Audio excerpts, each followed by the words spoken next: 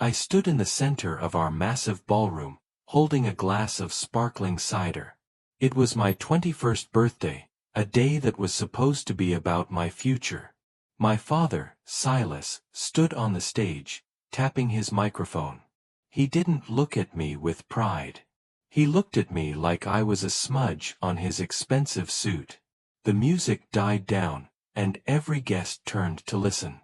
I expected a toast or a simple, happy birthday.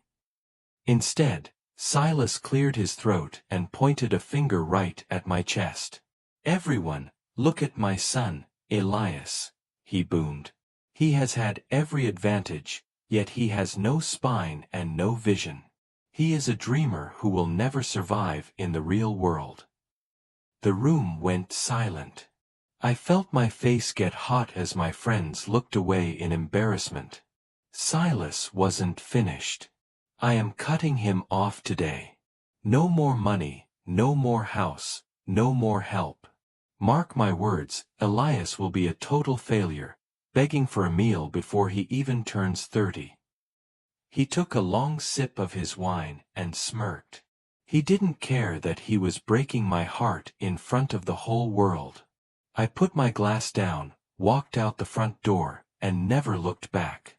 The next morning, I woke up in a cheap motel with only my laptop and a small bag of clothes. I wasn't going to let Silas win. I spent the whole day calling every entry-level tech firm in the city. I knew I was a good coder, and I just needed one chance to prove it. But every time a manager heard my last name, the tone of the conversation changed. "We aren't hiring right now," one woman told me, her voice sounding nervous. By the fifth call, I realized what was happening. Silas hadn't just kicked me out, he had called every CEO he knew to blacklist me.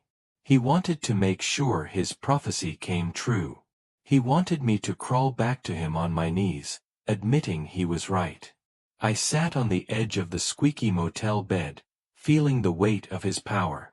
It felt like an invisible wall was being built around me, trapping me in the failure he had planned. My stomach growled, reminding me that I only had $50 left in my pocket. I realized I couldn't stay in this city. If I wanted to survive, I had to go somewhere where the name Silas meant absolutely nothing. I took a bus to a place called the Spire. It was a city 300 miles away, filled with tall buildings, gray rain, and people who were too busy to care who my father was. I couldn't afford a room, so I found a 24-hour internet cafe in a basement. It smelled like old coffee and felt like a cave, but it had fast Wi-Fi and a hard chair. For 2 weeks, I lived out of that chair. I washed my face in the sink and ate cheap instant noodles. I spent every second coding, building a program that could track shipments faster than anything on the market. My eyes were red from the screen, and my back ached, but I felt a fire in my chest that I had never felt before. Silas thought I was weak because I liked to build things instead of yell at people. He thought my kindness was a flaw. But in the silence of that cafe, I was building a weapon. I wasn't just coding a business, I was coding my escape. I was a ghost in the city, a shadow in a basement, but I was finally free from his voice telling me I wasn't enough. It happened at 3 in the morning. While I was testing my code, a red alert flashed across my screen. I had accidentally stumbled into a massive digital security breach at one of the biggest banks in the country. Hackers were draining millions of dollars every second. I should have turned it off, but I couldn't help myself. My fingers flew across the keyboard. I saw the holes they were using and began to patch them, one by one. It was like a high-speed chase in a digital world. I blocked their paths and locked the virtual doors until the system was silent again. I had saved the bank, and nobody even knew I was there. I sat back, breathing hard, waiting for the police to show up. Instead, my screen went black. A single line of white text appeared in the center of the monitor. "Who are you?" My heart hammered against my ribs. I didn't know if I was in trouble or if I had just found a way out of the basement. I typed back 3 words, the architect. Then, a set of coordinates appeared on the screen, along with a time, tomorrow, at noon. I arrived at a dusty warehouse on the edge of the city. A woman stood there, wearing a simple black coat. She looked ordinary, but her eyes were like cold steel. "I am Vesper," she said. She didn't shake my hand. "You fixed a hole that my best engineers couldn't even find." "Why?" I told her the truth. I told her I was a failure who had nothing to lose. She listened, her face showing no emotion. Then, she pulled out 2 items from her pocket and set them on a wooden crate. One was a check for $10,000. The other was a small, encrypted key card. "The money will get you a nice apartment and a life of comfort," Vesper said. "The key card gets you a seat at a table that doesn't exist yet. You will work for me, building the future of the internet. But you will have no name. You will be a shadow." I looked at the money. It could buy a lot of noodles and a Real bed. Then I looked at the key card. It was a chance to build something Silas could never touch. I picked up the key card. Vesper smiled for the first time. "Good choice, architect. Let's get to work." 2 years passed in a blur of code and silence. I worked in a high-tech office hidden behind a laundry shop. We were building NovaStream, a platform that would change how the entire world moved goods and data. I never used my real name. To the world, I was just a ghost. Meanwhile, back in my hometown, Silas was busy bragging. I heard rumors through old friends that he told everyone I was a janitor in a distant city. He laughed about it at his fancy golf club, telling his rich friends that I was exactly the loser he said I would be. He had no idea that while he was drinking expensive scotch, I was building a company that was already worth more than his entire empire. Every time I felt tired, I remembered the way he pointed his finger at me on my birthday. I remembered the shame in my mother's eyes. I didn't want him to just be wrong. I wanted him to see the world I built without a single penny of his blood money. I was no longer the boy who cried in the ballroom. I was the engine behind the world's most powerful new technology. One night, I went into the deep archives of our company. I was looking for old patent records to protect our new software. I found a folder that had been hidden for 20 years. It belonged to my mother, who had passed away when I was a child. As I read the papers, my blood turned to ice. Silas didn't build Vanguard Corporation. My mother did. She had designed the original algorithms and filed the patents. Silas had waited until she was gone and then transferred everything into his name. He had stolen her legacy and pretended he was a self-made genius. All those years he spent calling me weak and talentless, he was actually talking about himself. He was the fraud. He was the one who had no spine and no vision. He had simply stepped on a brilliant woman to reach the top. I sat in the dark office, holding the proof in my shaking hands. The anger I felt was no longer just for me. It was for her. Silas had erased her history, but I was going to use her brilliance to take him down. The war was no longer just about survival. It was about justice. Silas's company, Vanguard Corp., was struggling. He was old-fashioned and hadn't kept up with the times. He desperately needed to buy a small tech startup to stay relevant. I watched the news from my office, a plan forming in my mind. He was targeting a company called AeroLink. I knew Silas would try to bully them into a low price, just like he always did. On the day of the bidding, Silas offered $10 million, thinking no one would dare challenge him. At the very last second, I sent in an anonymous bid through a shell company. My bid was exactly $10,001. It wasn't about the money, it was a message. Silas was furious. He tried to outbid me again, but I matched him every time, always staying $1 ahead. He was losing his mind, trying to figure out who was mocking him. He had no idea it was the failure he had kicked out of his house. I won the company, and Silas lost his last chance to save his business. I stood by my window, watching the city lights, knowing that the first crack in his empire had finally appeared. A few weeks later, I received a private message on my encrypted work line. It was from Nora, the woman who had been Silas's lead assistant for 15 years. She had been there on my 21st birthday, watching as he humiliated me. Her message was short. I know it's you, Elias. And I want out. I met her at a quiet park. She looked tired and older than I remembered. He's a monster, Elias, she whispered. Vanguard is sinking because he refuses to listen to anyone.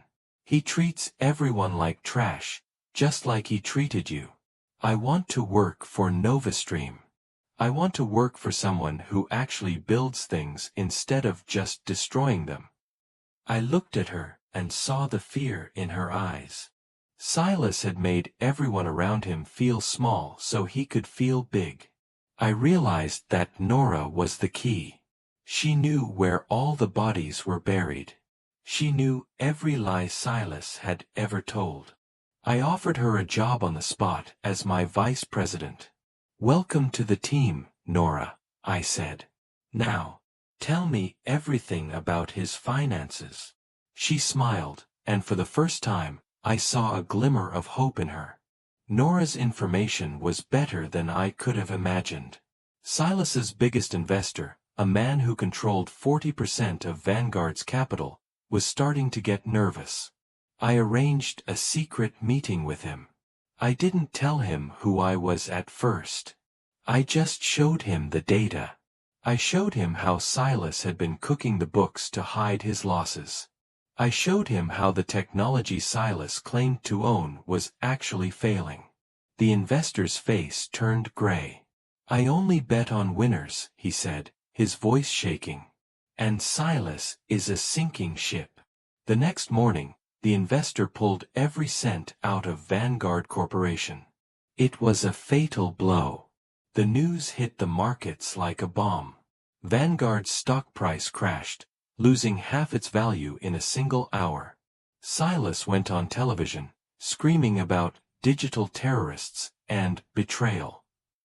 He looked small and pathetic, his face red with rage. I watched the screen from my penthouse office, sipping a quiet cup of coffee. He had told the world I would be a failure, but here he was, watching his own world burn while I held the matches. The prophecy was coming true, but not for me. I turned 28 that year. NovaStream was officially valued at $1 billion. I was the youngest billionaire in the city, but still, no one knew my face. I was just the architect, a mystery man who lived in the shadows. I had everything I ever wanted, a beautiful home, a team that respected me, and the power to change the world. But I wasn't happy yet. I kept a folder on my desk with Silas's name on it. Every day, I checked his status. Vanguard Corp was a ghost of its former self. He had sold off his private jet, his vacation homes, and his luxury cars. He was desperately trying to hold on to his dignity, but it was slipping through his fingers like sand. He still went to his golf club, but people stopped sitting with him. They whispered when he walked by. He was becoming exactly what he had feared, a nobody. I didn't feel joy watching him suffer, but I felt a sense of completion. He had built his life on a lie, and the truth was finally catching up to him. I was only 2 years away from 30, the deadline he had given me for my failure. The bank finally came for the family estate. Silas had used the house as collateral for a loan he couldn't pay back. I sat in a parked car across the street, watching the moving trucks arrive. It was the house where I grew up, the house where my mother had lived, and the house where Silas had kicked me out. I watched Silas walk out the front door, carrying a single cardboard box. He looked old and defeated. His expensive suit was wrinkled, and his hair was messy. He had to move into a tiny one-bedroom apartment in a bad part of town, the exact kind of place he told me I would end up in. I felt a pang of sadness for the house, but none for him. He had spent his whole life making people feel worthless, and now he was discovering what it felt like to have nothing. As he drove away in a beat-up old sedan, I realized the transition was almost complete. The king was in the gutter, and the prince was in the clouds. But I wasn't done yet. I wanted him to see me one more time before the end. The Spire Tech Summit was the biggest event of the year.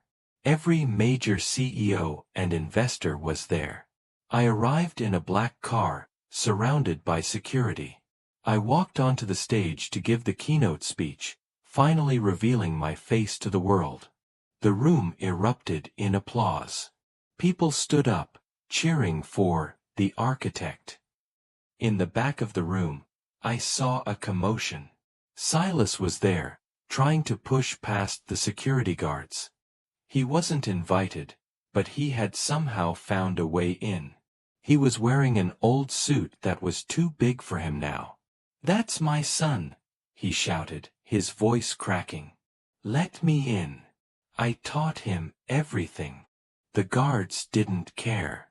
To them, he was just an old man with no badge. They grabbed his arms and began to drag him toward the exit. I stopped talking and looked right at him. Our eyes met for 3 seconds. I didn't smile, and I didn't look angry. I just looked at him like he was a stranger. He stopped struggling and went limp as they pulled him out the doors. The room went quiet, then the applause started again. I had finally eclipsed him, and the whole world saw it. A week later, my phone rang. It was a number I hadn't seen in 7 years. I picked it up but didn't say anything. I just listened. "Elias." Silas's voice was weak and trembling. He sounded like a ghost. "I'm in the hospital. My heart. It's not good." He paused, waiting for me to say something, but I stayed silent. "They say I need surgery, but I don't have the insurance anymore. The bank took everything. Please, Elias. I'm your father." I closed my eyes, remembering the ballroom. I remembered the cold rain in the internet cafe. I remembered the secret patents he stole from my mother. "You told the world I was a spineless failure," I said softly. "You told me I would be begging for a meal before I was 30. There was a long silence on the other end. "I was wrong," he whispered. "I was just trying to make you strong." It was the ultimate lie. He wasn't trying to make me strong. He was trying to keep me small. "You're not my father, Silas," I said. "You're just a man who lost his way." I hung up the phone. My hand was shaking, but my heart felt like stone. I couldn't just let him die. That wasn't who I was. I called the hospital and paid for the best surgeons and a private room. I did it anonymously, through a foundation. I wanted him healthy, not because I loved him, but because the story wasn't over yet. I wanted him to be standing on his own 2 feet when I delivered the final blow. He recovered quickly, thinking that fate had given him a second chance. He told the nurses that he was a famous businessman and that he would be back on top soon. He had no idea that I was the one who had saved his life. I watched his progress through the hospital reports, waiting for the right moment. He was 70 years old, and I was 29. The deadline was approaching. I had one final plan to show him exactly what his legacy was worth. I told Nora to put out a very specific job posting for NovaStream. We needed a senior legacy consultant. The description was a perfect match for Silas's old career. I knew his ego wouldn't let him pass it up. The job ad was a trap, and Silas walked right into it. He saw the posting and thought it was his big comeback. He believed that a company as big as NovaStream finally realized they needed his wisdom. He spent days preparing his application, probably thinking he was going to walk into the office and take charge. Nora showed me his resume when it arrived. He had lied about everything. He claimed he was the sole founder of Vanguard Corp, and that he had pioneered all the technology himself. He didn't mention my mother at all. He didn't mention the bankruptcy or the lawsuits. He was still the same man, trying to build a kingdom on a foundation of lies. Should I reject it? Nora asked, her finger over the button. I shook my head. No. Invite him for an initial interview. But do it over the computer, with the camera off. I want to hear what he says when he thinks no one is watching.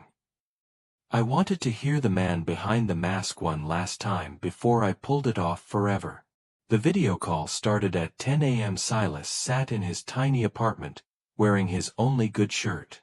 He couldn't see Nora, but he could hear her voice. He started his pitch, and it was a masterclass in arrogance.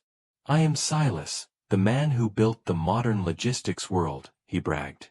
I had a son once, but he was a weakling. I had to get rid of him to keep my company pure. You need someone like me. Someone with a killer instinct. Nora looked at me through the glass of the observation room. I felt a wave of disgust.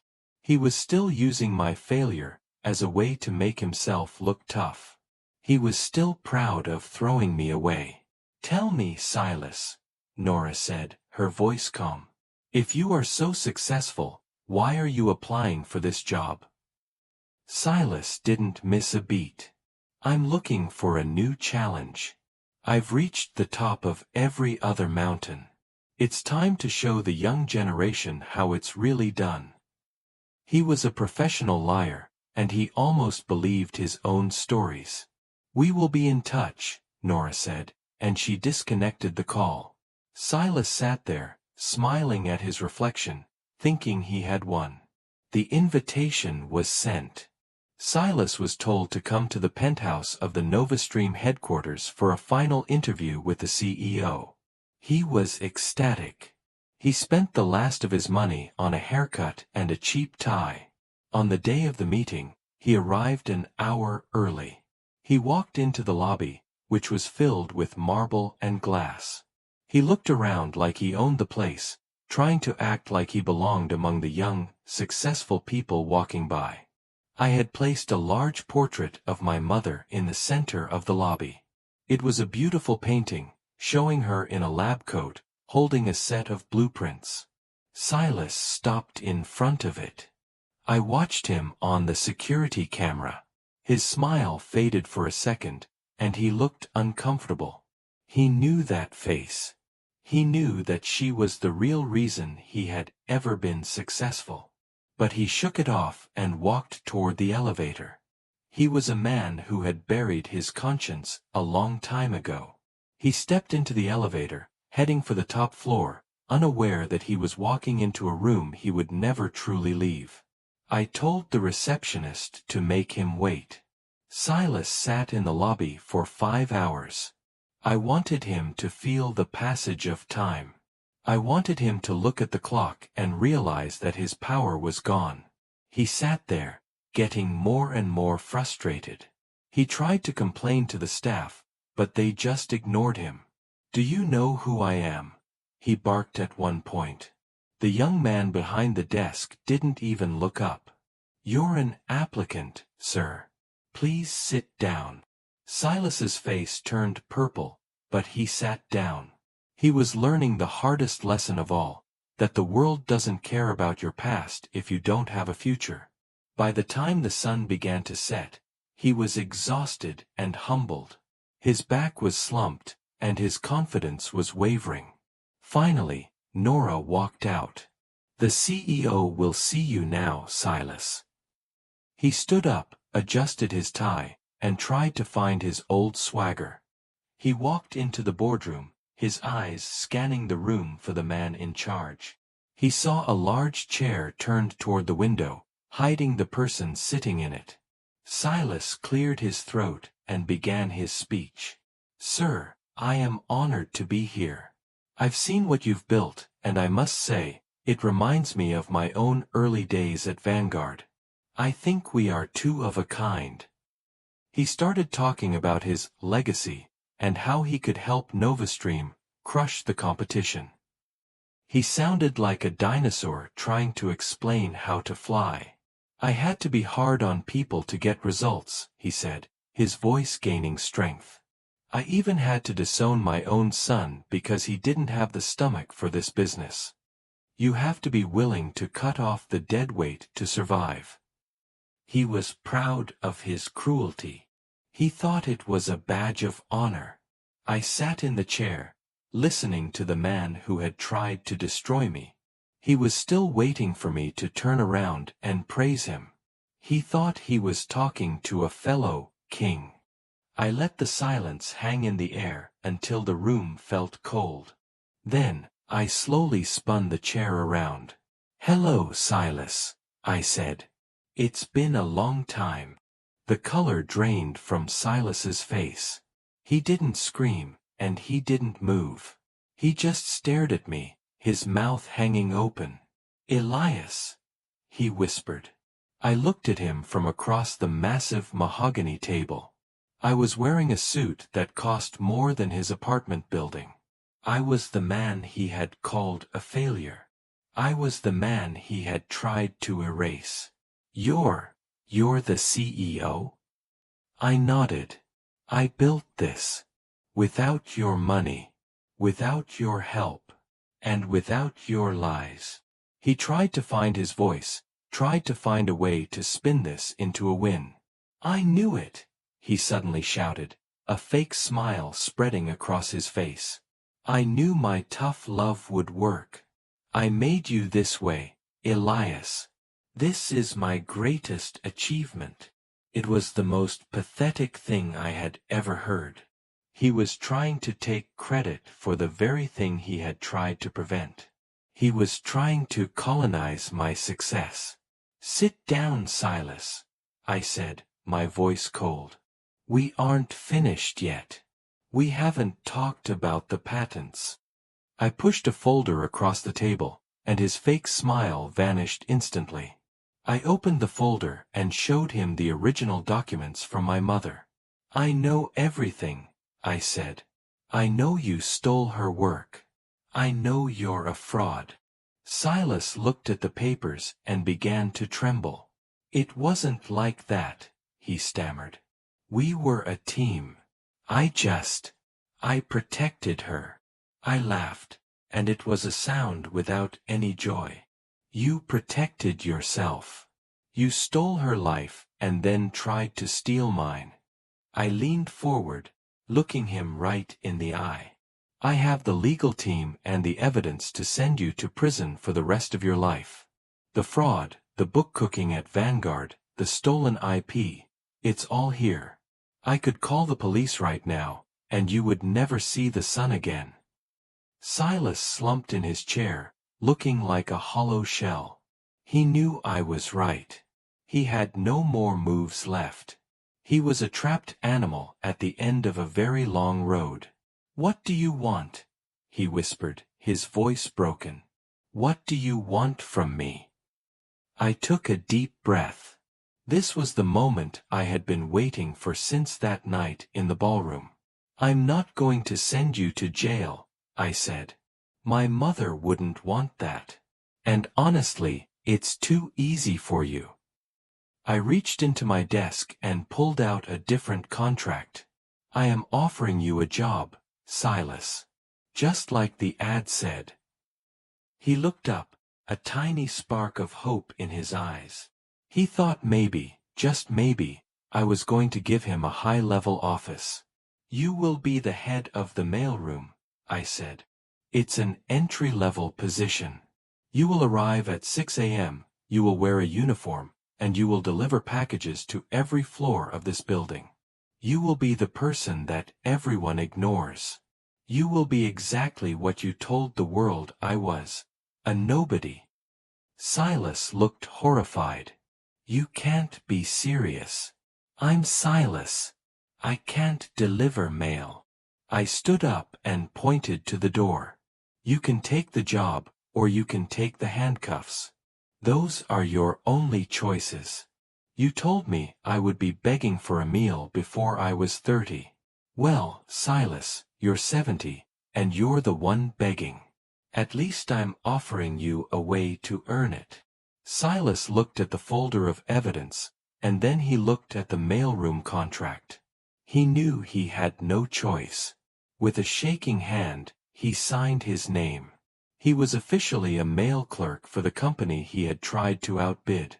I watched him leave the room, his shoulders hunched, his spirit crushed. He had spent his whole life trying to be the most important man in the room, and now he was going to be the man who pushed the cart. Nora walked in and stood beside me. Are you sure about this? She asked. I nodded. He needs to learn what it's like to work for a living. He needs to see the faces of the people he used to look down on. I felt a strange sense of peace. The debt was paid. The story was finally reaching its conclusion. I was 29 years old, and I was exactly where I was meant to be. I wasn't a failure, and I wasn't a monster. I was just a son who had finally cleared his mother's name and found his own way in the dark. On the morning of my 30th birthday, I sat in my office, looking at the city below. The door opened, and a man in a blue mailroom uniform walked in, pushing a heavy cart. He didn't look up. He just placed a small package on my desk.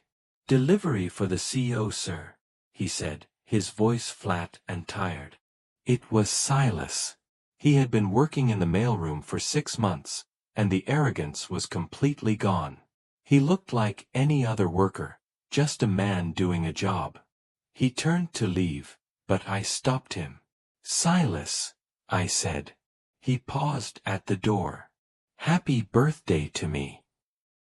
He looked at me for a long time, and I saw a flash of realization in his eyes.